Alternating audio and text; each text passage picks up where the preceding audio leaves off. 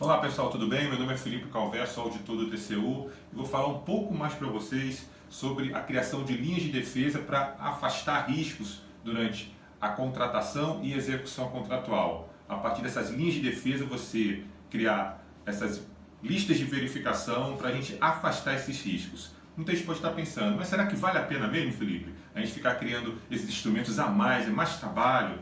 É importante, porque justamente a gente tem que afastar a oportunidade do gestor, aquele gestor que tem algum tipo de tendência a fraudar, vir a fraudar, porque ele está sendo vigiado, está sendo acompanhado. Então a ideia justamente, como eu trouxe no outro vídeo, é criar essas linhas de defesa a partir de listas de verificação. Porque, como a gente está sabendo essa semana, foi trazido o quê? A medida provisória 966/2020, que trouxe algumas discussões sobre a possibilidade do gestor poder deixar de ser responsabilizado por conta das circunstâncias que envolvem aquela contratação. Mas, de novo, essa palavra, cuidado. Não deixe de consignar, a palavrinha que tem que estar na cabeça do gestor sempre. Essa pergunta, está no processo? Está no processo. As justificativas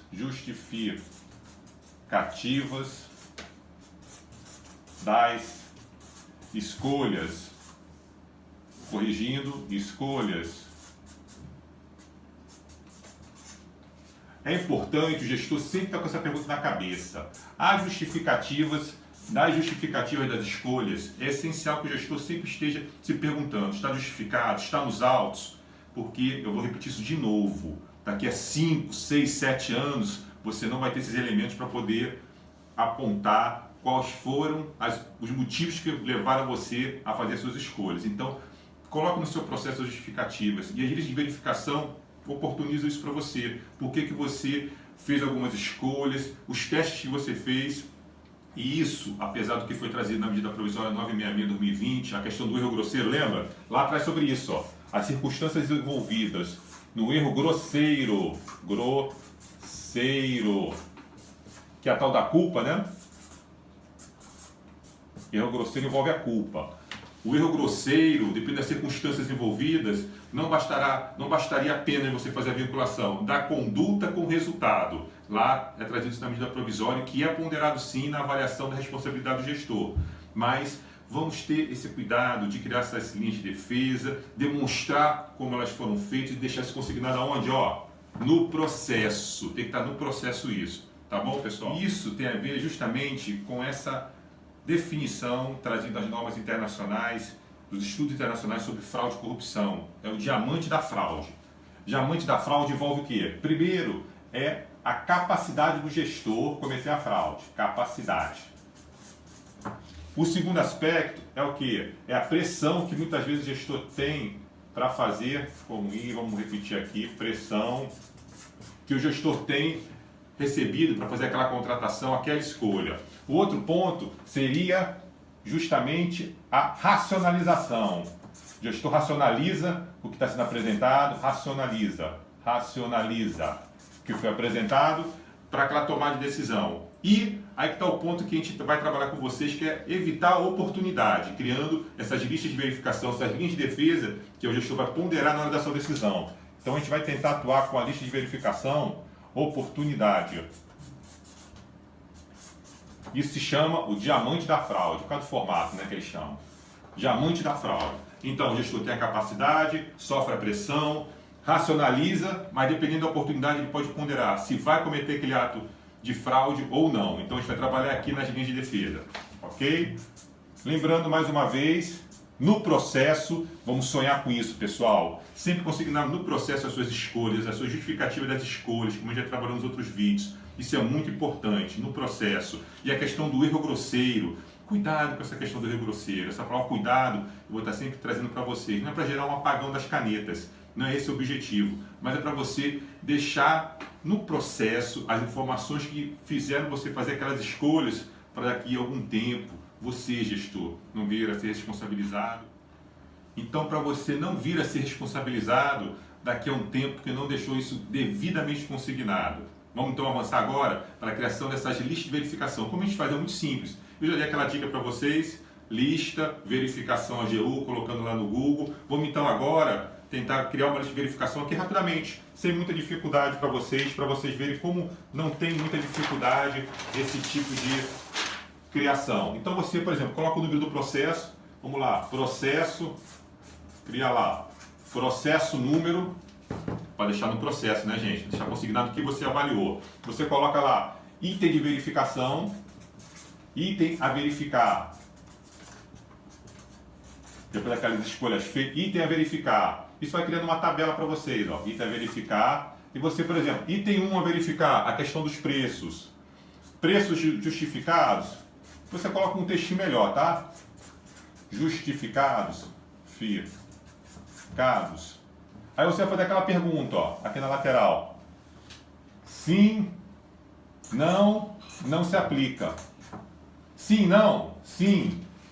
Na lista de verificação da AGU não tem a localização de onde foi feita a confirmação daquela informação. Eu sugiro ele criar uma coluna mais aqui, ó, mais na coluninha aqui, ó, com a folha do processo onde você fez a verificação. Folha X, certo? E se você colocou um não, por exemplo, ó, se você verificou não, folha X, não localizada essa pesquisa, você colocar no final da sua lista de verificação um campo chamado observação. Como, por exemplo, as medidas que você apresentou para aquele gestor na sequência daquela verificação, daquilo que deveria ser feito com relação a essa falha cometida, tá bom? Então, bem de forma simples, a ideia aqui é justamente você fazer essa avaliação com relação aos principais aspectos de uma contratação, de uma execução contratual, criar linhas de defesa para você afastar a caracterização do erro grosseiro. E voltando a essa realidade, a medida provisória 966/2020, que trouxe esse novo olhar, que depende das circunstâncias por conta da pandemia, você pode ter afastado a caracterização do erro grosseiro.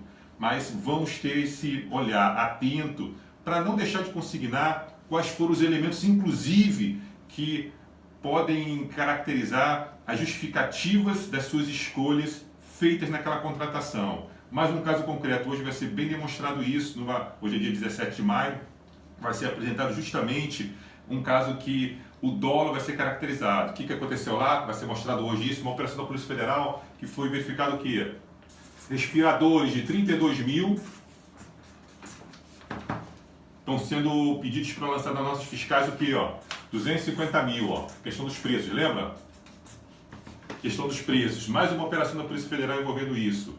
Caiu numa escuta telefônica e o gestor, desavisadamente, não fez nenhum tipo de teste de forma contemporânea, pode não ter nenhum envolvimento no caso, mas pode vir ser responsabilizado por conta das circunstâncias envolvidas, apesar do que nós estamos vivendo no Covid-19.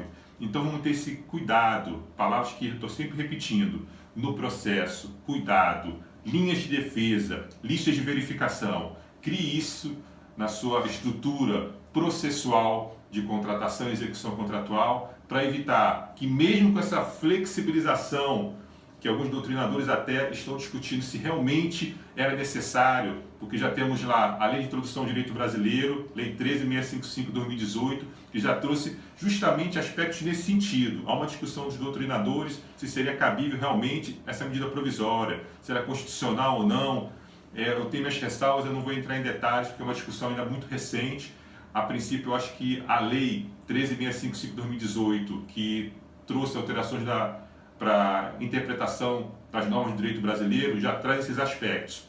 Mas, em especial envolvendo, que nós estamos trabalhando aqui hoje com vocês, a questão do erro grosseiro e para você afastar as oportunidades de cometimento de fraude, já está bem caracterizado já pelo tribunal como isso deve ser avaliado. Então, crie essas linhas de defesa para você afastar possíveis riscos de caracterização desse erro grosseiro de culpa, ou seja, negligência, imperícia ou imprudência nas suas escolhas, de forma que não fique caracterizado que sua conduta tem vinculação com o resultado que foi caracterizado naquela situação e com isso fique afastado da sua responsabilidade, porque a sua conduta, nessa avaliação, justamente é avaliado isso também. É avaliado se aquela conduta foi decisiva e necessária E isso é avaliado como com relação ao nexo causal? É avaliado que, se você tirar aquela conduta, ela continuaria grave o suficiente. Então essa avaliação é uma avaliação muito